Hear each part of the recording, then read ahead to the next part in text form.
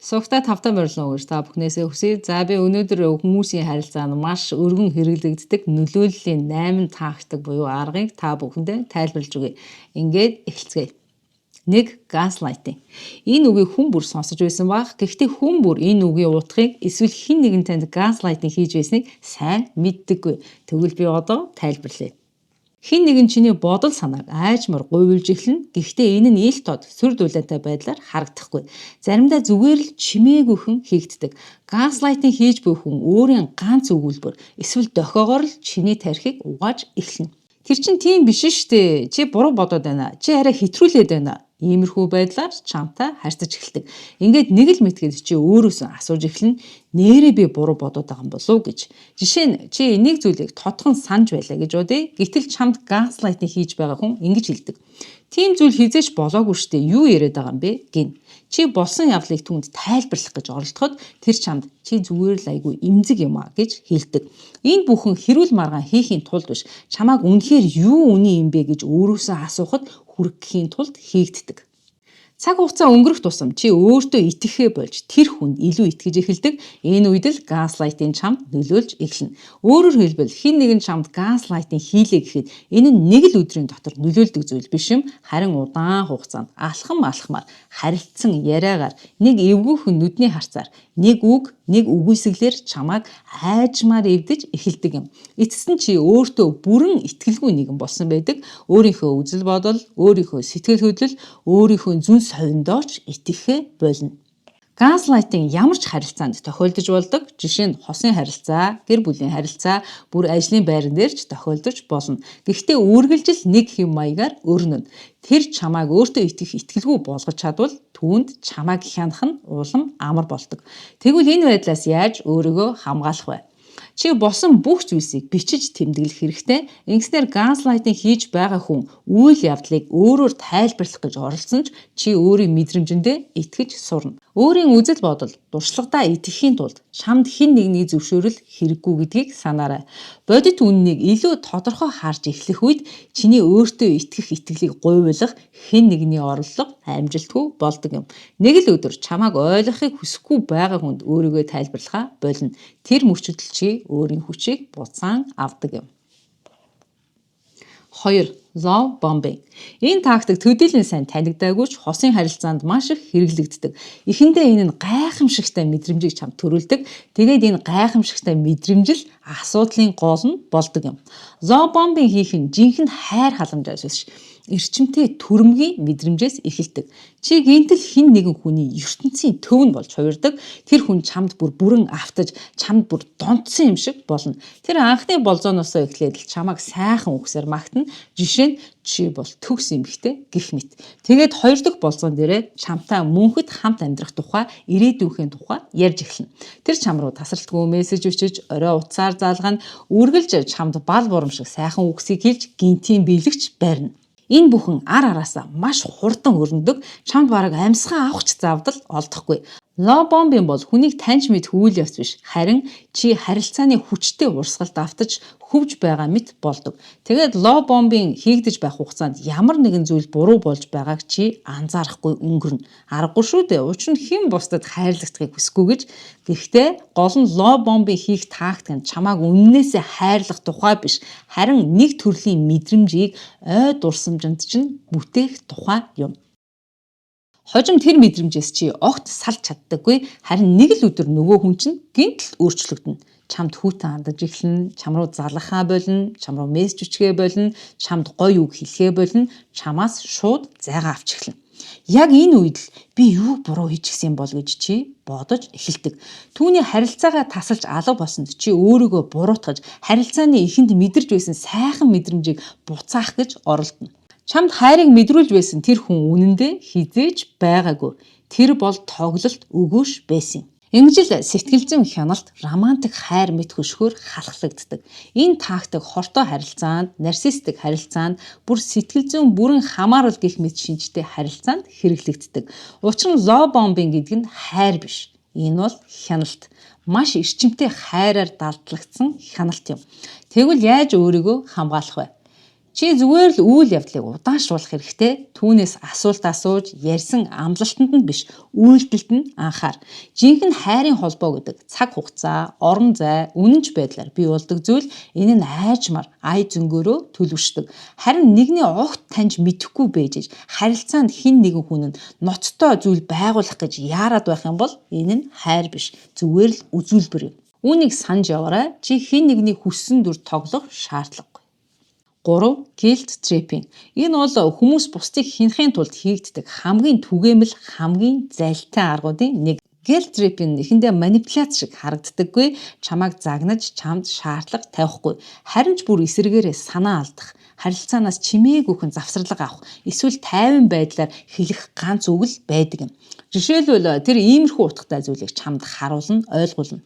Би чамд ингэтлээ тусалсан байхад арайчтэй гэх маягийн зүйл. Тэр үнийг шууд хэлэхгүй. Гэхдээ гинтэл чи тэдний гонсойлгоцсон юм шиг, маш их урмыг нь хугалчихсан юм шиг, чи илүү сайн байх ёстой байсан юм шигээр өөрийгөө мэдэрнэ.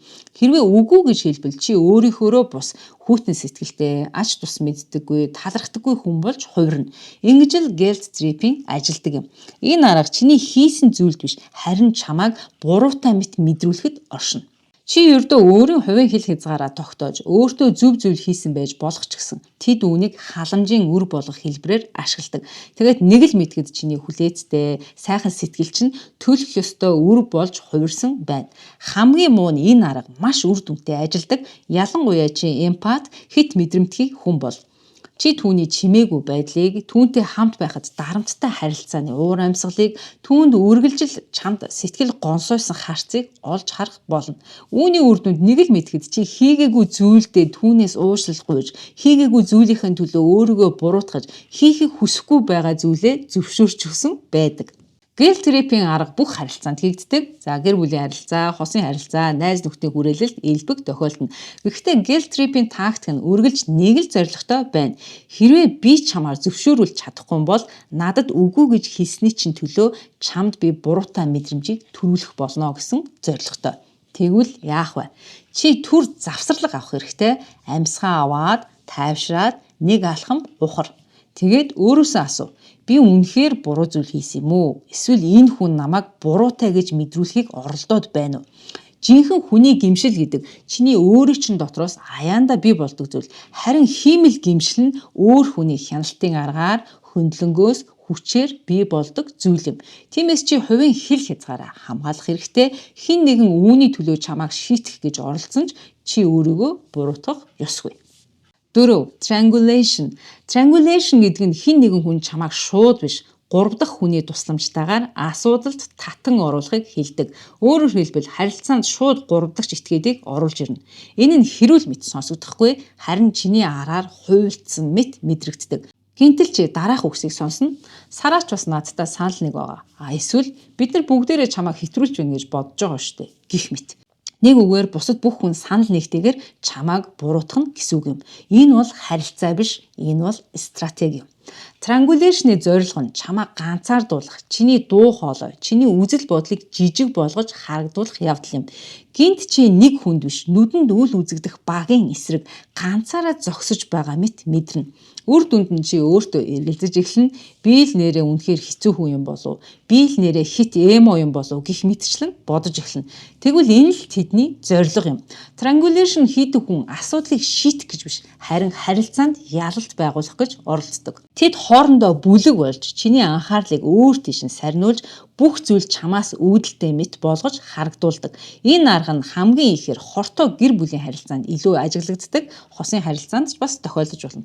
Хачирхалтай чи нэг хүнтэй маргалдаж байгаа биш, харин бүхэл бүтэн үйл явдал эсвэл тэдний бүтээсэн дүр зурагтай тэмцэж байгаагаа ухаарна. Гэхдээ энэ түүхийг бичиж байгаа хүн нь чи биш байх болно. Тэд өөрийн зохиосон үлгэртээ чамайг нэг дүр болгож оролцуулж хутгана. Учир нь чи асуудлыг шийдэхийн тулд биш, өөрийнхөө үнэн бодит байдлыг хамгаалахын тулд бусдын зохиосон худал үлгэртээ тэмцэх хэрэгтэй болдог.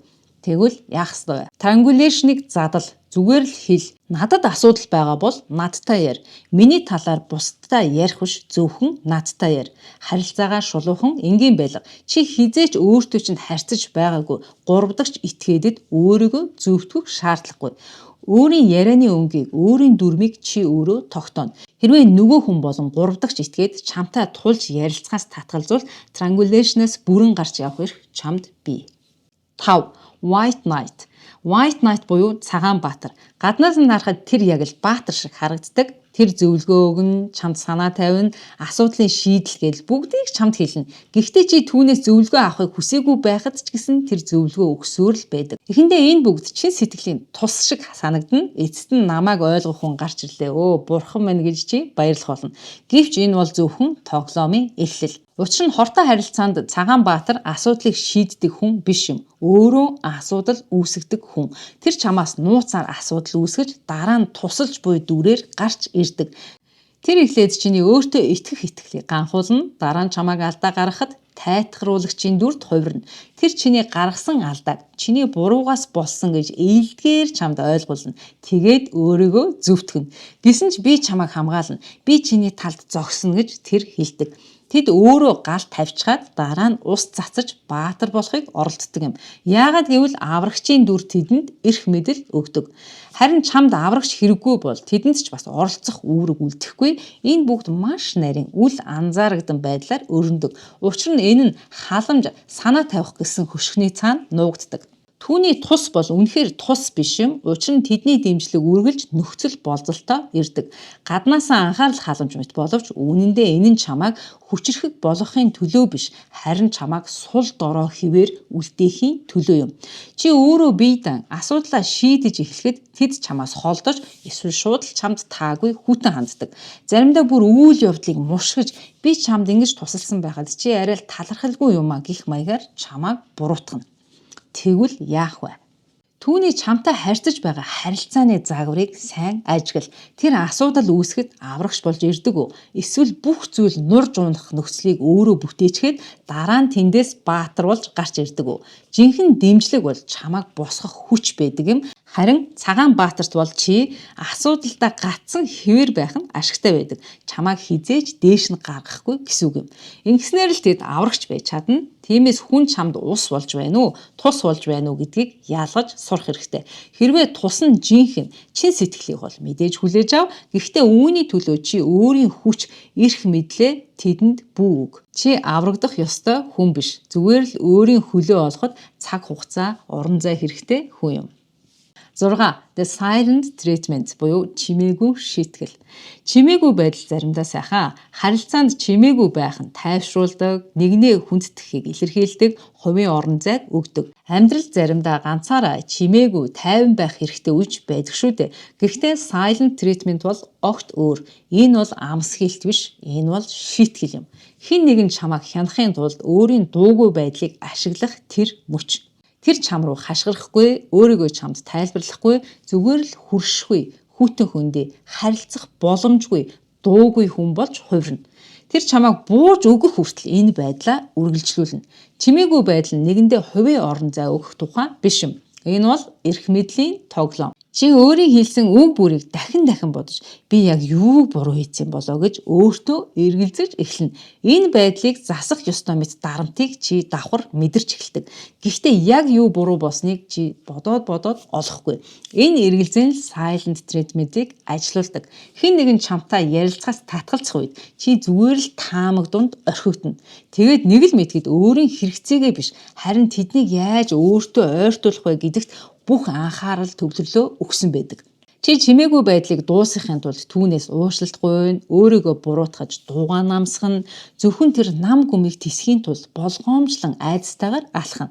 Чиний буруу биш ч гэлээ харилцаанд байгаа нөгөө хүний дуугаа хураасан таг дуугүй байдал нь чамд тэсвэрлэхийн аргагүй байх болно. Харин нөгөө хүний хувьд бол чимээгүй байдал зэвсэг юм. Тэдний дохио бол маш тодорхой. Жишээ нь хизээ энэ харилцаа аюулгүй санагдахыг би шийднэ. Хизээ чи надад анзаарагдахыг би шийднэ. Хэрвээ би холдох юм бол чи миний араас хөөх ёстой гэх маягаар тантай харьцна. Silent treatment зөвхөн хосын харилцаанд ч биш, найз нөхдийн дунд, ажлын хамт олон дунд ч гарч ирдэг. Хэн нэгэн дууга хурааж харилцаанд ялалт байгуулахыг хүснэ, тэнд чимээгүй шийтгэл оршдог. Silent treatment-д хэрхэн хариу өгөх вэ? Тэдний араас хөөцөлдгөө боль. Яагаад дууга хураасан шалтгааныг олж мэдэх гэсний хэрэггүй. Юу болоод байгааг түүнд зүгээр л хэл. Хэрвээ чи уурлаж байгаа бол би энэ талаар ярилцахад бэлэн байна. Гэхдээ намайг чимээгүй байдлаар шийдэхийг би зөвшөөрөхгүй. Тэгээд өөрийн байр суурин дээрээ хатуу зогс. Учир нь жинхэнэ харилцаа бол хоёр хүний урсгал байдаг юм. Харин хэн нэгэн зөвшөөрөгдөж байж л ярих боломж үүсдэг юм бол нөгөө хүн чинь ойр дотны холбоо хайж байгаа биш, харин хяналтыг хайж байна гэсэн үг юм.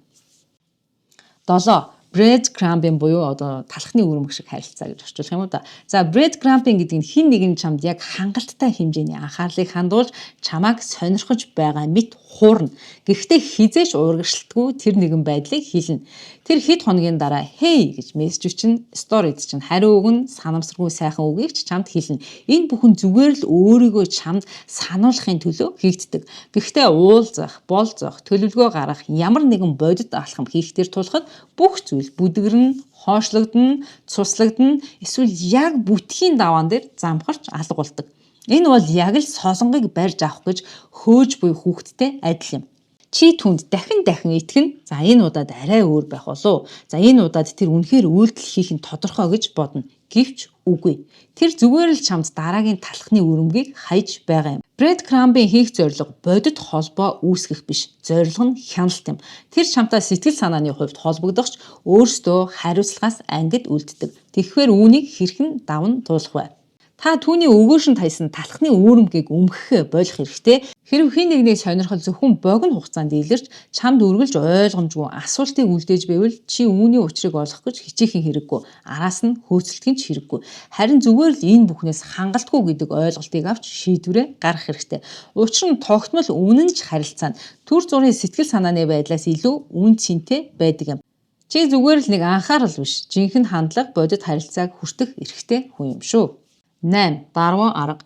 Дарва бол хамгийн төөрөгдүүлэм сэтгэл зүйн манипуляцийн тактикуудын нэг юм. Дарваг мэдсэний дараа чи үүнийг бараг хаасайгүй хүмүүсийн харилцаанаас харж эхэлнэ. Энэ нэр нь deny буюу үгүйсгэх, attack буюу довтлох, reverse victim and offender буюу хохирогч буруутын байрыг сольж тавих гэсэн үгсийн товчлол юм. Энэ бол сэтгэл зүйн мэх. Хэн нэгэн өөрийн үйлдэлд хариуцлах хүлээх ёстой мөчөд бүх болсон явдлыг мушгах арга юм. Тэгвэл дарва хэрхэн өрнөдөг вэ? Чамд өвдөлт өгсөн зүйлийн талаар чи тайван хүн сэтгэлтэйгээр үннээ ярьж эхлэхэд л эхэлдэг юм. Нэгдүгээр алхам тэд чамайг шууд үгүйсгэн тийм зүйл болоогүй штэ. Чи зохиогоод байна. Чи хит драм болгоод байна гэх мэтээр чамд хэлнэ. Хоёрдугаар алхам тэд чам руу довтлоно.